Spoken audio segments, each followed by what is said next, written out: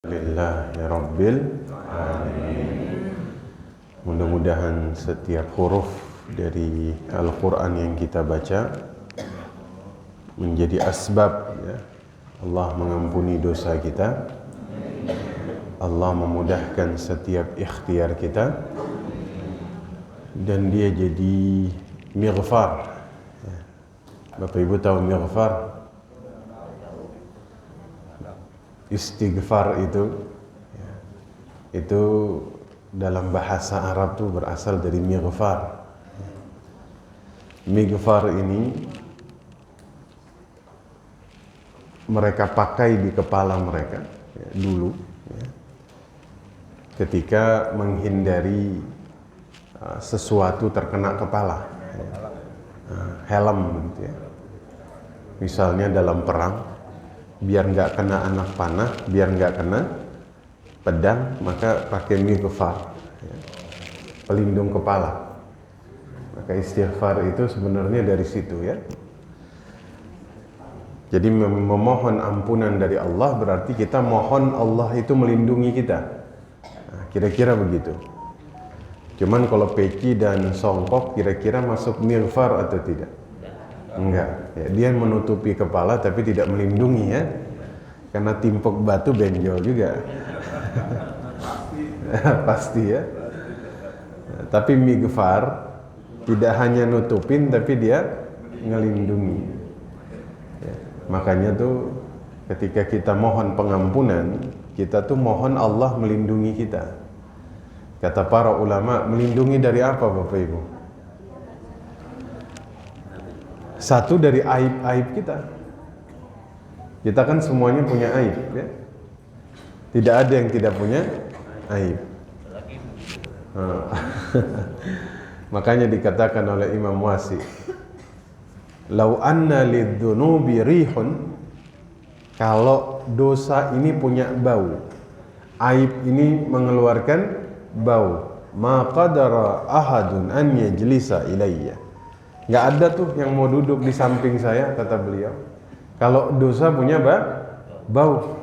Ini kalau dosa aib kita punya bau, ini satu masjid nih bau semuanya. Benar.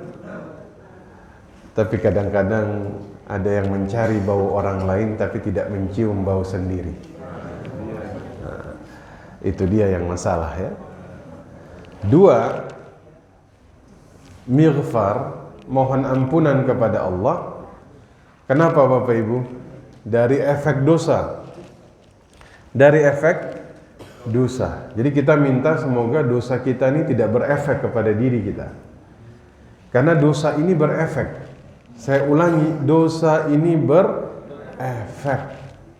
Ada akibat dari dosa, maka istighfar itu mohon kepada Allah agar dosa kita ini tidak berefek kepada diri kita pribadi. Ya. Man ya'mal su'an yujza bihi. Ya. Kalau berbuat keburukan ya dibalas.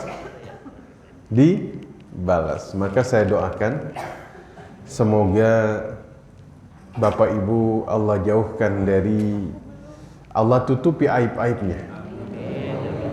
Allah jauhkan dari efek dosanya. Amin ya Rabb. Kemarin tuh dalam salah satu kajian ada seseorang bertanya, dan pertanyaannya ini luar biasa ya. Tentang apa? Nggak tahu ya. Beliau nanya begini, "Ustadz,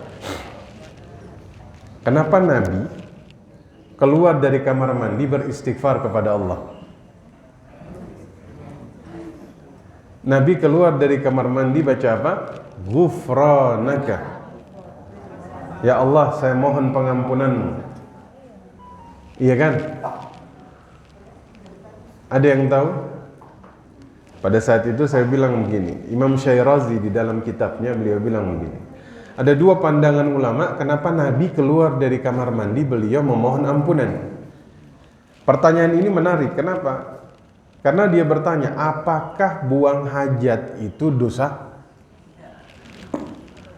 Apakah itu sesuatu yang salah? sehingga Nabi habis buang hajat keluar minta ampun dari Allah? Satu, Nabi keluar dari kamar mandi memohon ampunan, kata para ulama, karena Nabi ketika di dalam hammam, di dalam kamar mandi, di dalam tandas, beliau tuh nggak berzikir. Sejenak beliau tidak berzikir. Karena beliau sejenak tidak berzikir, waktu keluar beliau memohon ampunan. Karena Nabi menghabiskan setiap detik waktunya untuk berzikir. Makanya ketika keluar beliau mohon ampunan. Allah. Itu zikir terus. Makanya ketika beliau keluar beliau mohon ampun. Kalau kita ya apa, dalam kamar mandi, di luar kamar mandi kagak zikir. Begitu ya. Dua, ini sekaligus mengingatkan adab di dalam kamar mandi ini. Dua, kenapa Nabi beristighfar mohon ampunan dari Allah ketika beliau keluar dari kamar mandi? Kata ulama, beliau takut syukurnya ini tidak sempurna. Kenapa? Ya apa? Kita makan nikmat dari Allah, betul? Masuk ke dalam perut nikmat dari Allah. Diolah pencernaan kita nikmat dari Allah. Diizinkan untuk dibuang lagi nikmat dari Allah. Coba makan kagak bisa dibuang. Rumah sakit, Pak. Makanya Nabi kemudian dikatakan, ini para ulama kemudian mengatakan, takut nggak sempurna rasa syukurnya kepada ini semua. Masya Allah. Bapak Ibu, buang hajat bersyukur kepada Allah. Bersyukur. Jadi memang istighfar ini mukaddimah dulu ya, ini mukaddimah. Kita belum masuk materi ini. Jadi Nabi masuk kamar mandi baca bismillah. Karena kalau masuk kamar mandi tidak membaca bismillah, kata Nabi, yang menjadi sutra, yang menjadi pembatas antara jin dengan aurat manusia di dalam kamar mandi, di dalam hammam, yaitu kalimat bismillah. Jadi kalau antum masuk nggak baca bismillah, maka auratnya kelihatan oleh jin. Nggak ada tabir. Begitu. Kalau nggak baca bismillah, maka nggak ada tabir. Iblis bisa ngintip. Jin bisa ngeliatin. Nah, itu kan sama ketika makan nggak baca bismillah, ya. Maka kemudian jin akan ikut makan bersama kita. Nah, Nabi keluar baca ghufranaka. Masya Allah, luar biasa. Saya minum dulu, tapi saya ini agak takut nyender ini ya, pengalaman bulan lalu. Cuman katanya udah aman Ustaz. Cuman karena masih trauma. Bismillah, silakan Bapak Ibu.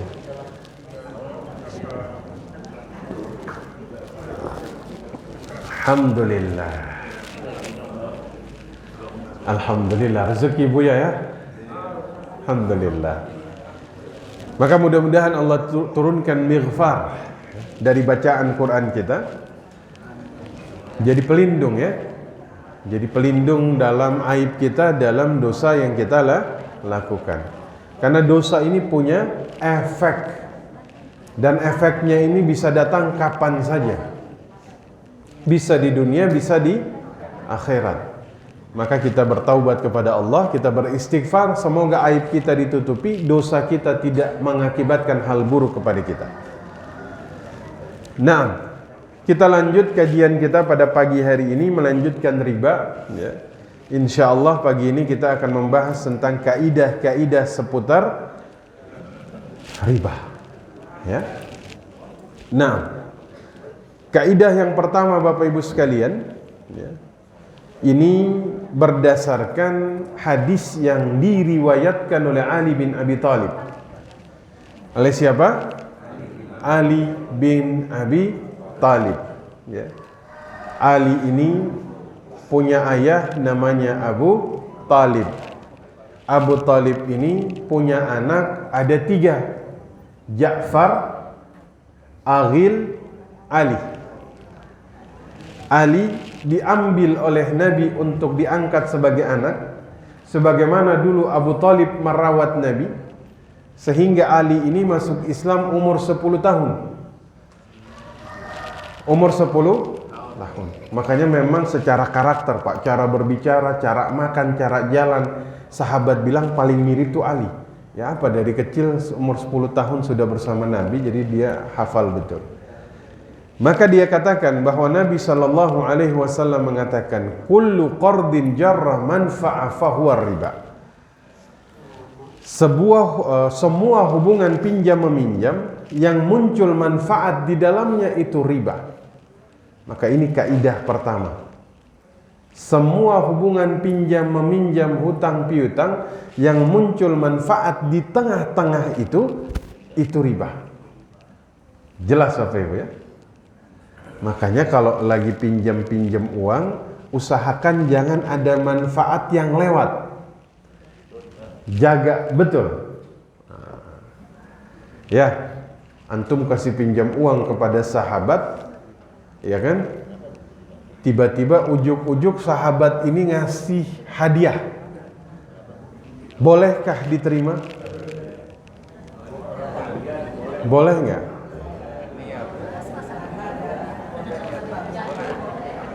Sebelumnya dia kagak pernah ngasih kue. Ujuk-ujuk karena punya utang ngasih kue. Riba nggak? Riba. Tapi kalau sebelumnya memang dia ini udah biasa ngasih makanan. Kalau ada pinjam meminjam dia kasih makanan nggak riba karena sudah jadi kebiasaan. Yang bahaya kalau nggak ada kebiasaan, ujuk-ujuk tiba-tiba ngasih nasi uduk, ngasih buah, maka tahan, jangan. Tapi kalau dia maksa ngasih, udah terima tapi hitung sebagai pengurangan hutang. Misalnya dia hutang 1 juta, tiba-tiba dia ngasih sekeranjang buah-buahan. Bapak Ibu nggak enak nolaknya. Maksudnya dikirim balik, kemudian ada tulisan di kertas, saya nggak bisa terima karena ini riba. Takut orangnya tersinggung. Terima, tapi gunakan itu sebagai pengurang hutang. Sekeranjang buah harganya berapa? Berapa? 150. Nah, nanti kalau dia bayar bilang, utang kamu tinggal 850.000. Loh kok tinggal 8,5? Dulu sekeranjang buah itu saya hitung sebagai pengurang hutang agar tidak memunculkan riba di dalamnya. Begitu. Ya. Nah, ini karena riwayat Ibnu Abbas dan Ibnu Umar. Nah, nanti kita bahas dalam kesempatan yang lain. Jadi satu, hutang piutang ini jaga jangan sampai ada manfaat. Ya. Hadiah ini dianjurkan, tahadu tahabbu. Saling-salinglah kasih hadiah, maka kalian akan saling mencintai satu dengan yang lain. Betul? Kita ini orang Indonesia suka ngasih hadiah. Betul? Makanya jamaah haji Indonesia tuh demen habis sholat langsung belanja. Pulang bawa 2 plastik. Kenapa? Hadiah, oleh-oleh. Itu kita tuh, karakteristik kita tuh orang Indonesia ini pemurah orangnya. Suka beliin oleh. Maka ini yang menyebabkan pedagang-pedagang Arab itu sekarang kursus bahasa Indonesia. Sama rupiah. Murah. Ya kan? Dan mereka tahu cara tawar-menawar dengan ibu-ibu orang Indonesia. Mereka sudah belajar tahan banting. Harus siap ditawar semurah-murahnya oleh ibu-ibu orang Indonesia. Mereka udah tahu. Itu ibu-ibu. Nanti tawar, itu pedagang Arab, kita ngobrol mereka bilang. Jadi nanti ibu-ibu orang Indonesia kalau beli nggak diterima tawarannya, udah biarin dulu. Nanti dia pergi tuh pikiran dia. Berharap dipanggil, Pak. Nanti lewat nggak dipanggil, nanti pasti balik lagi. Nah, makanya dia belajar bahasa Indonesia, dia tawar menawar. Tadi sampai mana kita sampai dijual beli ini? Hadiah, ya, hadiah. Nah, jadi jaga betul, Pak. Hadiah ini dianjurkan. Tapi hadiah ini bisa menjadi masalah kalau dia muncul di antara hutang piutang, dia bisa jadi riba. Kalau dia muncul di antara satu dengan yang lain untuk mendapatkan sesuatu, dia bisa jadi riswah, raswah, suap. Ya. Nah, maka kita jaga betul jangan sampai ada manfaat yang muncul di dalam pinjam meminjam. Ya. Ibnu Qudamah dalam kitab Al-Mughni beliau katakan, kullu qardin syarata bihi an yazidahu. Semua hutang yang muncul kemudian ada syarat ditambahkan, ya, fahuwa haram bi ghairi khilaf. Maka dia haram tanpa ada khilaf di antara para ulama. Ya, pinjam 1 juta dengan syarat balikin 1,2 juta, itu riba. Ya, mudah-mudahan nanti di Al-Hidayah ini ada pinjam 1 juta ganti 800.000.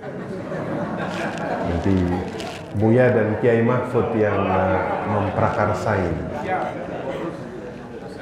Ya, pinjam 1 juta ganti 800. Ini cara melawan riba ya. Kalau riba pinjam 1 juta ganti 1,2 juta, maka harus ada orang Islam yang muhsin.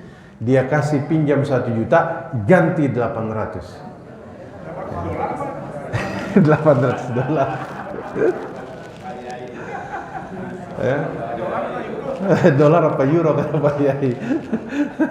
Ini bahaya ya. Kalau gantinya 800 euro ya, Masya Allah ya. Mudah-mudahan semakin banyak orang yang kemudian bisa melakukan ini. Minimal pinjam 1 juta ganti 1 juta.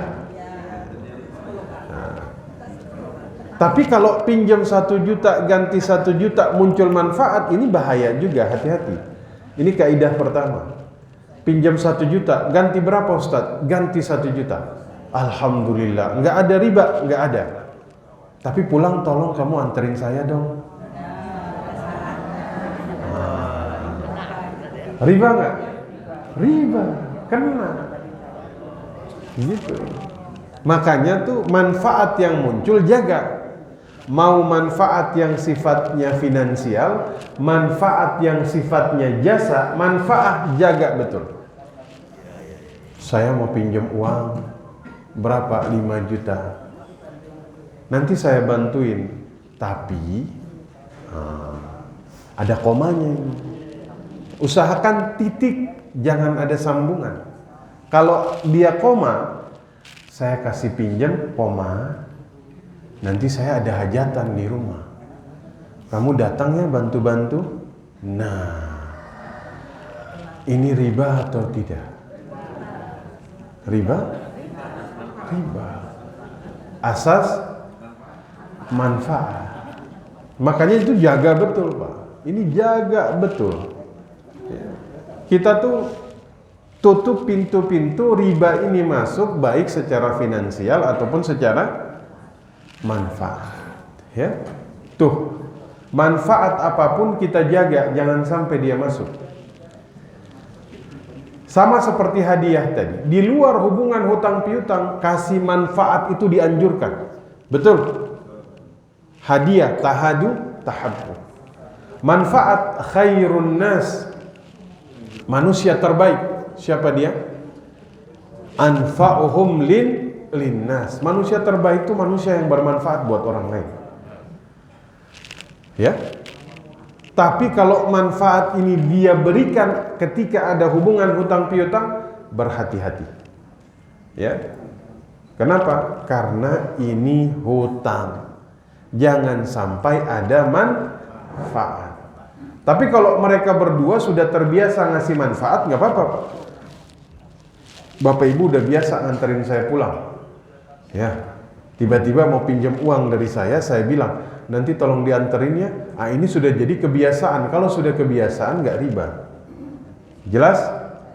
Tapi kalau dia bukan menjadi kebiasaan, tapi kebiasaan ini muncul ketika ada hubungan hutang piutang, maka berdasarkan kaidah pertama, ini riba.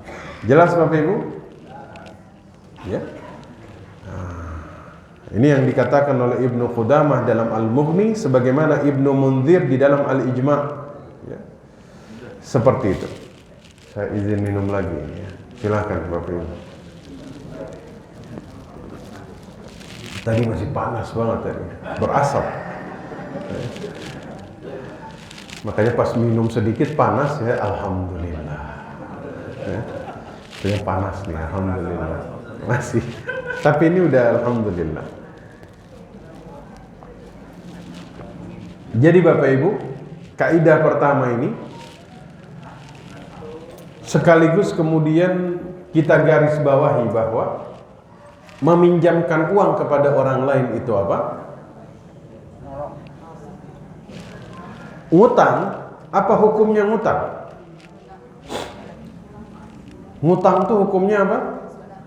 Sunnah. Bahaya ini. Kalau ngutang hukumnya sunnah, semua orang akan ngutang karena pengen dapat pahala, Bu. Mubah, Bu ya. Enggak, maksud beliau ngutangin ya. Kalau ngutangin orang tuh dianjurkan karena dapat pahala. Tapi kalau ngutang dapat pahala? Ngutang tuh nggak dapat pahala, Pak. Ngutangin dapat pahala. Jelas ya? Makanya kita tuh dilarang di situ mengambil manfaat, jangan ya. Karena ngutangin orang itu pahala. Kasih waktu tunda dilipat gandakan. Ngapusin hutang orang lain, dosanya dihapus. Masya Allah. Siapa di sini pernah menghapus hutang orang lain? Masya Allah. Ya. Ngapus hutang orang itu bukan ibadah yang mudah dilakukan, Bu ya. Iya. Kalau sekedar kita ngasih waktu tunda, itu lebih mudah. Tapi ngapus itu nggak mudah. Masya Allah. Mudah-mudahan Allah balas dengan kebaikan kepada orang-orang yang menghapus hutang orang lain. Ada yang bilang, Ustadz, saya nggak menghapus hutang, saya ngapusin hutang sendiri. Kalau ini banyak ini. Kalau ini banyak. Menghapus hutangnya sendiri, dia hapus sendiri. Yang ngapus bukan yang ngutangin, tapi yang ngutang. Nah, ini banyak ini. Beda. Kalau ngapusin hutang sendiri, itu malaikat nyatat dosanya itu. Tapi kalau dia menghapus hutang orang lain yang berhutang kepada dia, dosanya dihapus, pahalanya dilipat gandakan. Ya. Makanya orang tuh kalau menghapus hutang orang lain itu datang di hadapan Allah dalam keadaan catatan dosanya bersih, sebersih-bersihnya. Ya. Padahal amalan ibadah dia ini sedikit, Pak. Ini kemungkinan ini orang kalau nanti dihisab kemungkinan yang ada minus. Tapi waktu dihisab plus. Kenapa plus? Karena dosanya habis. Maka amalan yang sedikit ini membuat dia selamat. Nah, itu diceritakan oleh Nabi. Ya. Ada seorang pemuda demen minjamin uang, ketika tiba waktu luang, dia tanya, orangnya susah, dia suruh hapus hutangnya. Masya Allah. Ya. Itu sedekah itu. Ya. Makanya dulu ada sahabat datang nagih hutang. kepada sahabatnya yang lain, mana ayahmu? Aina abuk? Anaknya yang keluar. Kata ayah saya, beliau sedang keluar.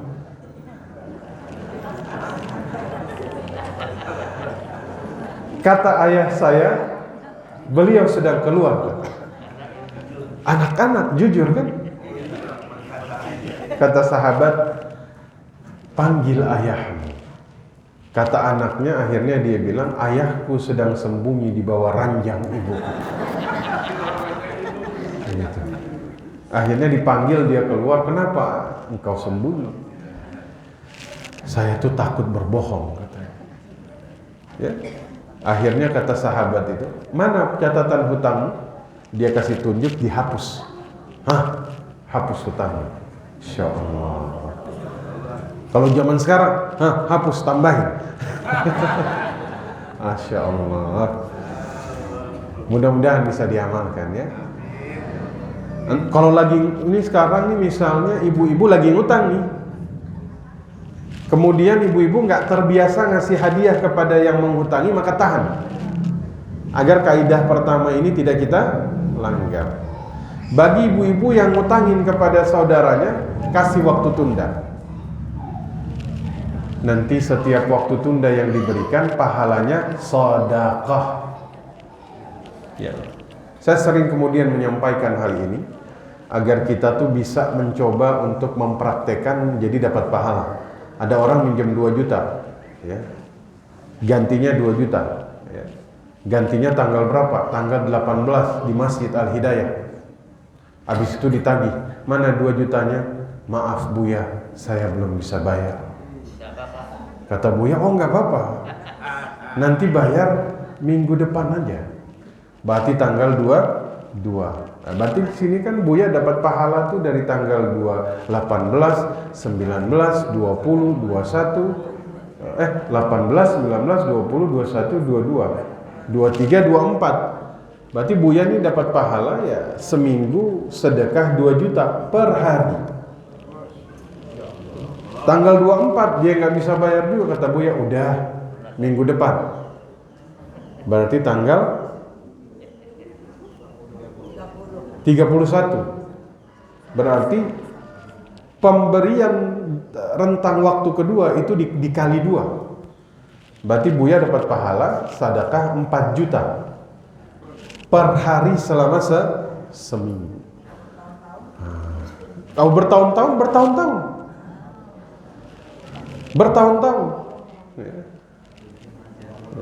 Buya kalau melakukan ini dalam keadaan normal nggak mudah ya. Misalnya dalam keadaan normal, Buya setiap hari sedekah 2 juta selama seminggu. Nggak mudah kan? Kita siapapun sulit untuk istiqomah. Dimudahkan lewat hutang piutang. Ya. Nah, Masya Allah. Ya. Maka itu kaidah yang pertama, Bapak Ibu sekalian. Ya. Contoh kaidah pertama ini yang muncul itu biasanya dalam gadai. Dalam gadai. Siapa yang pernah gadai di sini? Nah, pernah ya? Contoh gadai sawah. Gadai sawah. Dia terima gadaian sawah, hasil panen diambil siapa? Yang minjemin duit kan? Yang punya sawah. Kalau yang ambil hasilnya yang punya sawah, walaupun digadaikan, ini aman. Dia menjadi masalah ketika yang ambil panen adalah yang terima gadai. Ini riba. Jelas ya? Gadai kontrakan. Yang ngambil hasil sewa, yang terima gadai. Ini riba. Riba. Kenapa? Karena dia minjemin uang, nih orang minta ada gadai. Gadai ini tausiqat, dia ingin agar ada sesuatu yang membuat dirinya nih tenang. Jaminan, contoh. Dan ini bukan jual beli. Ini baru tausiqat untuk mengikat rasa percaya. Contoh, pinjam 1 juta, butuh jaminan? Butuh? Enggak. 5 juta butuh jaminan? Butuh? 10 juta butuh jaminan? Apa kira-kira? Motor. Oke, saya kasih 10 juta, saya dapat motor. Motor ini boleh dipakai? Boleh. Ngantar anak ke masjid boleh. Dipakai Gojek boleh? Enggak boleh. Jelas ya? Nah, ini yang terjadi, Pak. Dia terima gadai, oke? Digadain lagi.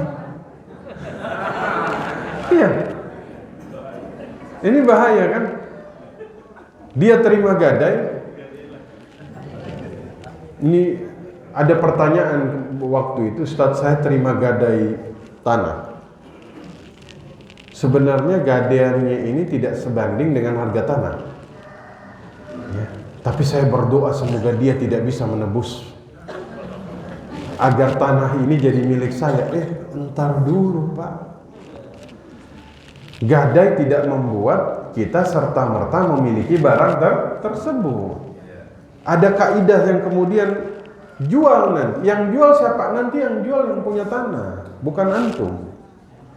Kenapa? Kalau yang jual yang punya tanah, nanti harganya bisa murah.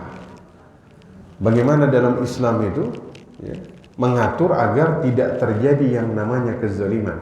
Karena agama ini tujuannya maslahah. Hifzul mal, salah satu konsep maqasidus syariah yang ditulis oleh Imam Asy-Syatibi. Imam Asy-Syatibi. Imam Asy-Syatibi ini punya karya yang menulis sebuah buku yang di dalamnya ada maqasid syariah, tujuan syariah. Di antaranya apa? Hifzul mal, menjaga harta orang lain. Makanya tuh dalam Islam larangan-larangan untuk menjaga kita tidak menzalimi orang lain, ya. Maka kemudian di sini dikatakan bahwasanya idza aqrada ahadukum qardan fa ahda lahu law hamalahu ala dabbah fala yarkabahu wala yaqbaluhu illa ay yakunu jarra bainahu wa bainahu qabla dzalik. Kalau kalian hutangkan seseorang, kemudian dia kasih hadiah, ya, kendaraan gratis, jangan naiki, jangan terima kecuali sudah terbiasa. Kalau belum terbiasa jangan diterima, ya, karena kita takut. Ini karena ada hutang, ya. Seperti itu Bapak Ibu sekalian, ya. Saya minum lagi nih, silakan. Bismillah.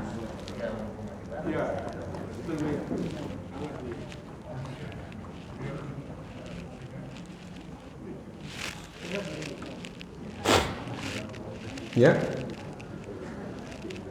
Nah, kaidah pertama ini sama seperti yang tadi kita bahas. Dapat hadiah.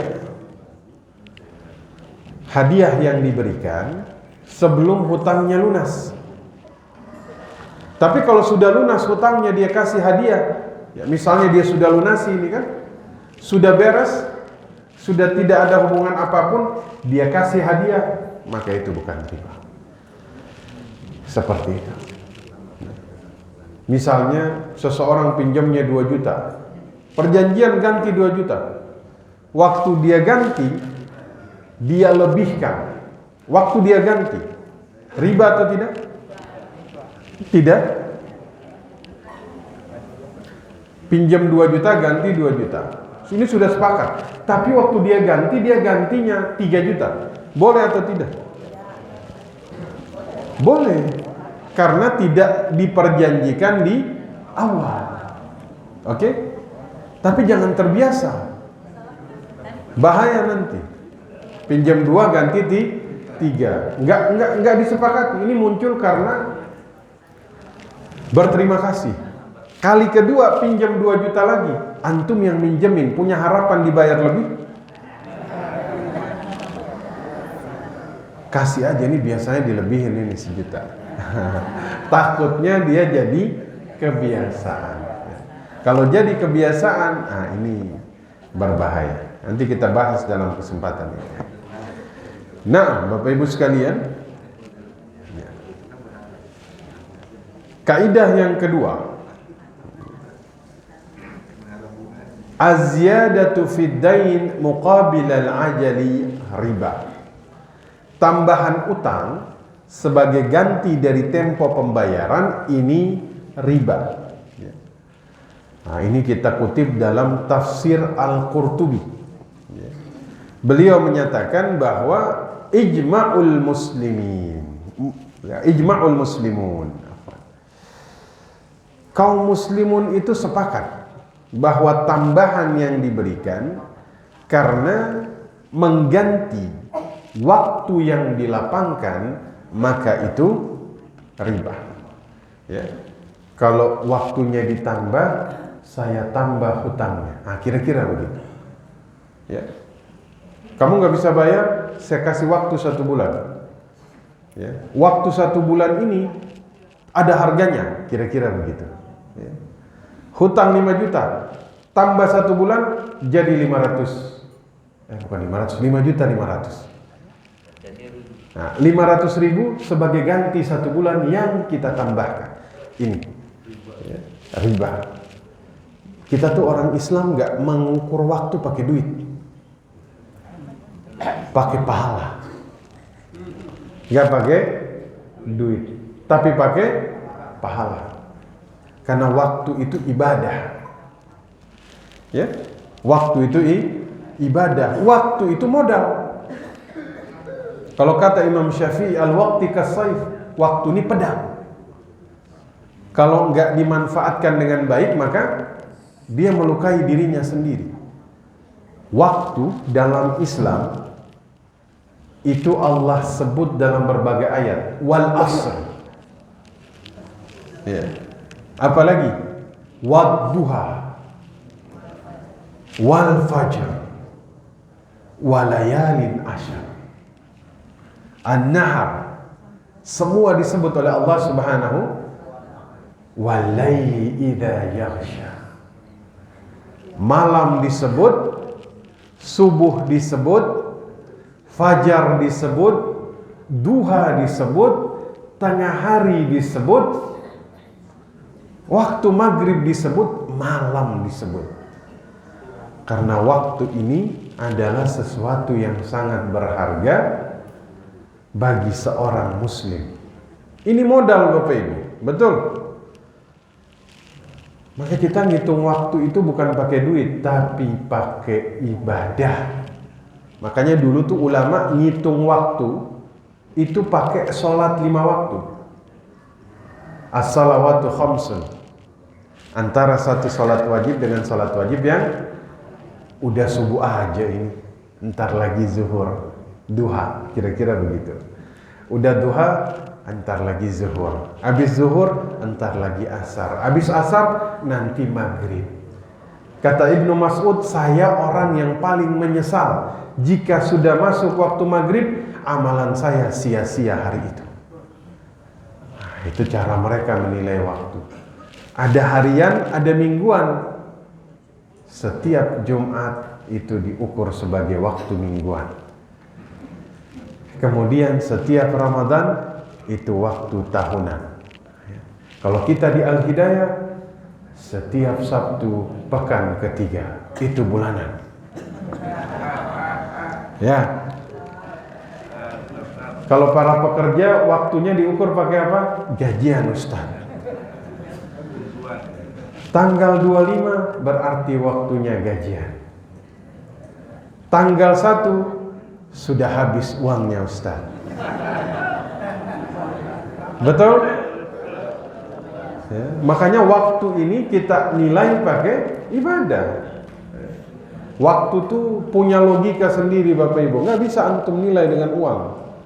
Time it's money, salah. Buktinya uang tidak bisa membeli waktu. Betul? Nggak bisa ngembaliin waktu. Uang berbeda, waktu ini bisa berbeda antara satu dengan yang lain. Bapak Ibu kalau habis gajian, waktu terasa cepat atau lambat?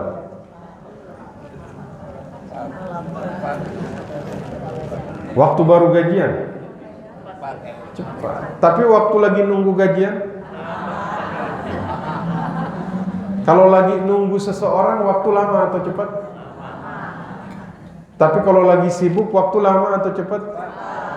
Kalau lagi jatuh cinta bapak-bapak, jatuh cinta sama istrinya, waktu cepat atau lambat? Masya Allah. Minum lagi ini. Silahkan.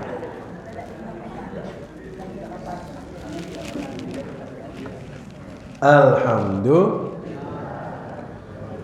Makanya kaidah kedua ini menyadarkan kita bahwa menghutangi orang lain ini sedekah. Kullu qardin sadaqah. Semua hutang yang diberikan kepada orang lain itu adalah sedekah. Maka kalau sedekah kita nggak ngitung pakai penambahan. Semakin tambah waktu semakin pahalanya banyak. Ya. Seperti itu. Kaidah yang ketiga Bapak Ibu. Kaidah yang ketiga. Ini kita kutip dalam syarah kitab Al-Muwatta. Kitabnya Imam Malik. Imam Malik ini gurunya Imam Syafi'i. Itu namanya Imam Malik. Imam Malik ini gagah, ganteng, putih, ya, kaya. Kalau majelisnya itu karpetnya diinjak kaki kita bisa tenggelam. Kursi tempat beliau duduk megah. Maka Imam Syafi'i waktu lihat Imam Malik, Masya Allah, gagah Imam Malik ini, kaya beliau. Beliau ini memang menghabiskan waktunya itu di kota Madinah. Ya, makanya Imam Syafi'i ke Madinah karena pengen belajar sama Imam Malik. Habis belajar sama Imam Malik, belajar sama muridnya Imam Abu Hanifah. Jadi keliling belajar. Imam Malik itu punya kitab namanya Al-Muwatta. Imam Syafi'i waktu datang pengen belajar kepada Imam Malik, kata muridnya Imam Malik, bilang sama dia, pelajari dulu Al-Muwatta. Dibilang, Syafi'i mau belajar sama Imam Malik, syaratnya pelajari dulu Al-Muwatta. Kata Imam Syafi'i, sudah di sini. Sudah di luar kepala. Kalau kita betul-betul di luar kepala.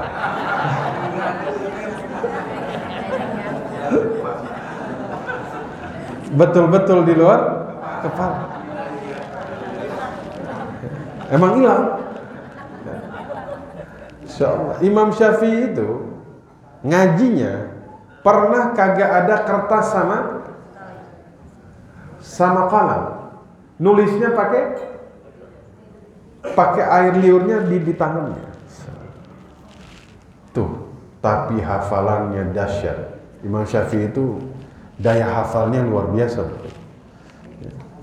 Beliau tuh kalau ada majelis beliau lewat, beliau cuma lewat nih, kedengeran. Beliau bisa lebih paham dari yang ada di majelis itu. Insyaallah. Ya, itu Imam Syafi'i. Nah, nanti kapan-kapan kita bahas madhab nanti ya. Biar kenal siapa itu Imam Syafi'i, siapa itu Imam Malik, siapa itu Imam Abu Hanifah. Ya. Nah, Imam Abu Hanifah itu tajir, pedagang, kaya, bajunya saja mahal, saudagar besar, mobilnya saja, bukan mobilnya ya, kendaraannya saja itu bagus, Pak. Ini sama Kiai Mahfud begini ya, punya Alphard. Gitu. Selendangnya aja mahal. Itu Imam Abu Hanifah. Ya. Nah. Saya Buya yang sering nyebut-nyebut. Nah, Imam Malik ya dalam syarah Muwatta itu dikatakan, ya, kaidah ketiga, ar-riba la yajuzu qaliluhu wala kathiruhu. Riba ini tidak dibolehkan sedikit maupun banyak. Jadi riba ini mau sedikit mau banyak haram sudah. Nggak boleh. Ya, nggak boleh. Ya. Sebagaimana Ibnu Qudamah di dalam kitab Al-Mughni, ya, semua yang berlaku dalam riba dalam jumlah besar juga berlaku dalam riba dalam jumlah kecil. Ya. Nanti dia beda dengan goror. Goror kalau kecil itu masih dibolehkan, dimaafkan. Riba sekecil apapun tidak dimaafkan. Karena daya rusak riba lebih rusak daripada goror. Maka goror itu kecilnya dimaafkan. Tapi kalau riba yang kecilnya tidak dimaafkan, sebagaimana yang besarnya tidak dimaafkan. Dua-duanya ini sama-sama haram. Goror, riba, ghasal, tadlis, maisir. Yang haram ini sedikit, Pak. Lebih banyak yang halal. Tapi Ustaz, kok yang saya lihat yang haram semua ini? Zaman sekarang zaman yang banyakkan haramnya daripada halalnya. Begitu kan? Gak ada jalan lain Ustaz. Yang ada yang haram. Nah, ada nasihat Imam Al-Ghazali di dalam Al-Ihya Ulumuddin. Ini singkat, padat, jelas. Ini perkataannya singkat, tapi hikmahnya, ya, ini bisa berbulan-bulan kalau bahas hikmah dari perkataan beliau. Apa katanya? Falyataladdud bil mubah hisnul ittid. Itu kata beliau. Kelezatan di dalam yang mubah itu benteng bagi urusan agama kalian. Saya ulangi. Kelezatan di dalam yang mubah atau halal ini benteng bagi urusan agama kalian. Orang bersyukur dengan yang halal walaupun sedikit, maka ini jadi benteng bagi urusan agama dia, bagi urusan rezeki dia. Yang haram tidak akan bisa menembus benteng ini. Maka yang ada dalam pandangan dia semuanya halal. Yang haram sebesar apapun kagak kelihatan di hadapan dia, karena dia bersyukur dengan yang halal. Ketika yang haram sudah mulai tampak di sekitar kita, sudah mulai mengepung kita, ada dua kemungkinan. Mungkin kita tidak lagi bersyukur dengan yang halal. Makanya kita melihat semua yang haram. Benteng kita tuh tembus. Maka yang hadir tuh kok yang haram semuanya. Seperti itu. Ya, contoh. Ini contoh. Orang di Amerika, dia bisa kemudian tidak menemukan prostitusi. Kenapa? Karena ditutup semuanya. Jadi yang dia saksikan hanya yang baik-baik. Tapi orang di Arab Saudi sekalipun, dia bisa menemukan itu. Kenapa? Karena itulah yang kemudian ingin dia cari. Nah, seperti itu ya. Maka kemudian Bapak Ibu sekalian, haram ini sedikit. Tapi kenapa dia tampak banyak? Karena memang kita nggak bersyukur dengan yang halal. Ya. Seperti itu. Saya izin minum lagi. Silakan Bapak Ibu.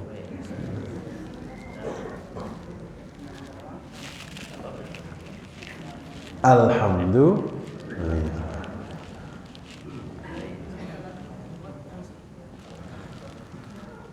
Nah, jadi kaidah yang ketiga, ya, riba itu yang banyak haram, yang sedikit juga haram. Ya. Jadi nggak bisa kemudian Bapak Ibu bilang, ini ribanya dikit, saat kecil ini mah boleh, nggak boleh, haram tetap. Ya. Tetap haram. Ya, karena SOP-nya jelas. Sudah? Ya, baik. Nah, sekarang yang keempat, ya. Mungkin hari ini sampai 4 dulu ya. 4-nya lagi nanti kita lanjut. Ya. 4 tadi udah puyang kata Pak Kiai ya. Ini isinya haram semua, Pak. karena ini takutnya ini kan ada yang bilang banyak belajar banyak sedikit belajar sedikit nggak pernah belajar nggak pernah ya iya emang nggak pernah gimana bisa diingat ya.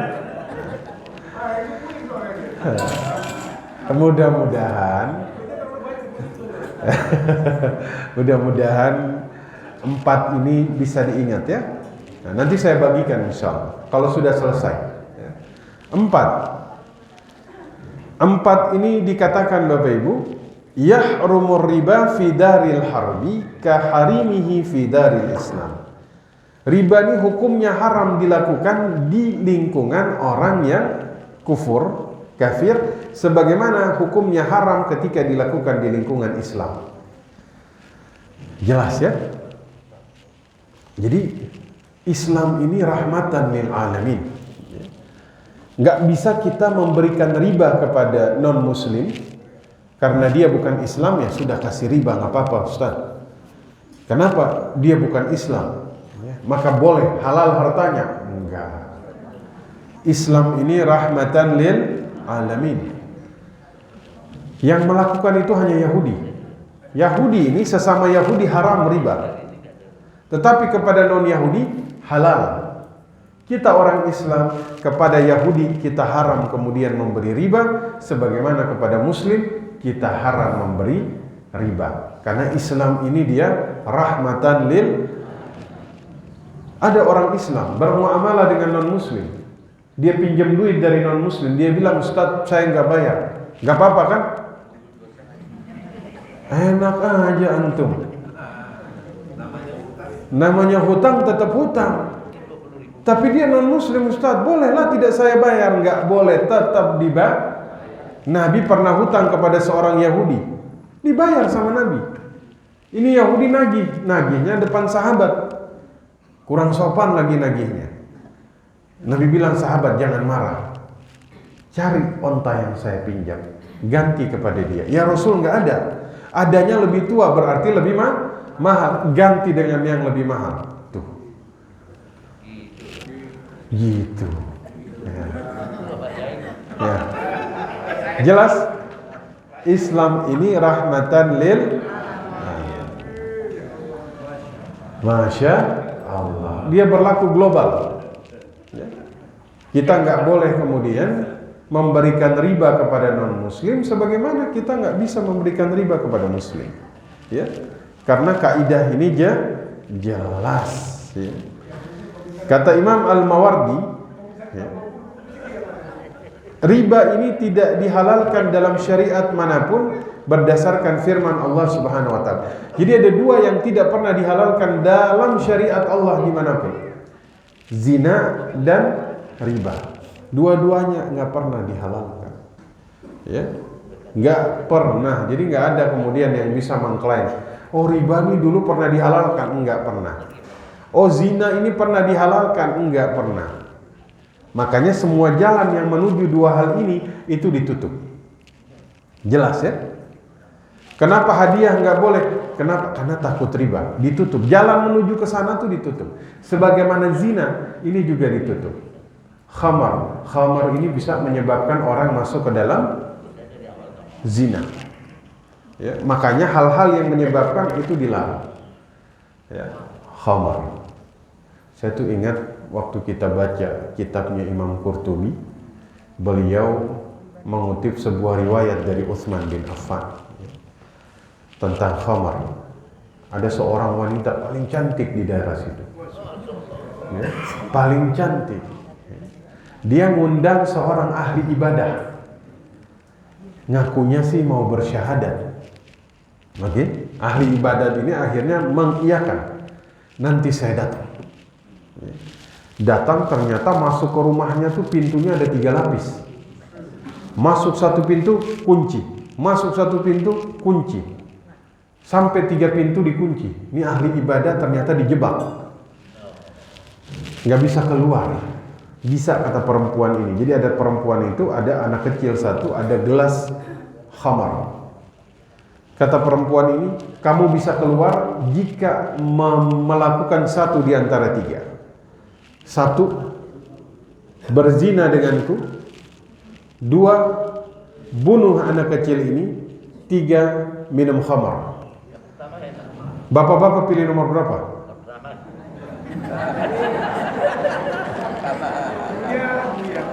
Nomor berapa?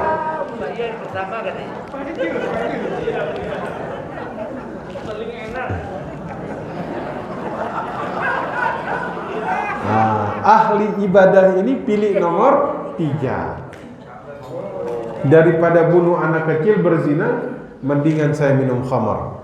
Minum 1 gelas, mabok. Minta tambah gelas kedua. 2 gelas, makin mabok, minta gelas yang ketiga. Akhirnya dia mabok. Beneran dia zinahi perempuan itu karena dia sudah mabok. Habis itu dia bunuh anak kecil tersebut. Wajar ya, jadi khamar ini bisa menjadi pintu kerusakan yang lain. Lupa diri. Baik Bapak Ibu sekalian yang dimuliakan Allah, saya kira itu 4 kaidah yang kita bahas. Ya, silahkan jika ada yang ingin bertanya. Sekarang kita tanya jawab. Silahkan ini. Oh, yang sudah pegang mic dulu, nanti Ibu beri.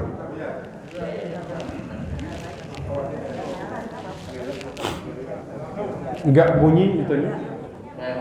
Berarti yang bunyi dulu.